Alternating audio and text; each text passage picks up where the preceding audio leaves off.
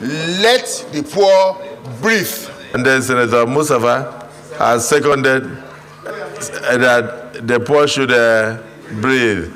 Those who are in support of the additional prayer that the poor should be allowed to breathe, say aye.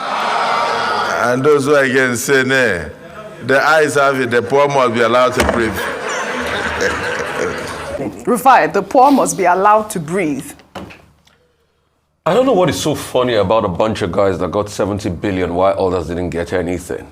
And I don't know what's funny about a bunch of guys that are constantly fleece this country with everything they have or this country has to give to them. And I don't know what's funny about a bunch of guys that just sit up there and big fat salaries that they don't know how much, or they can't even state how much.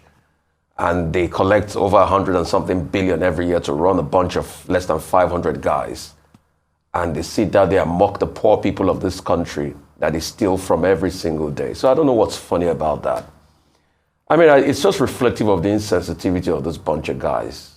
They are fat over bloated pockets with their fat barbarigas and regalias, and they laugh at the insensitivity of the pain of Nigerians. But I've got news for them. If only they know how many people have been sacked this week alone because companies can't afford to pay them increased salaries. If only they know how many people that have now packed their cars and trekked the streets of Lagos.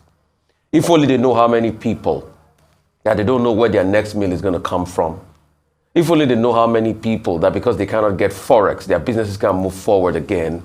If only they know the pain the people are suffering, people that can't pay for their medical bills and they die on the daily in this country.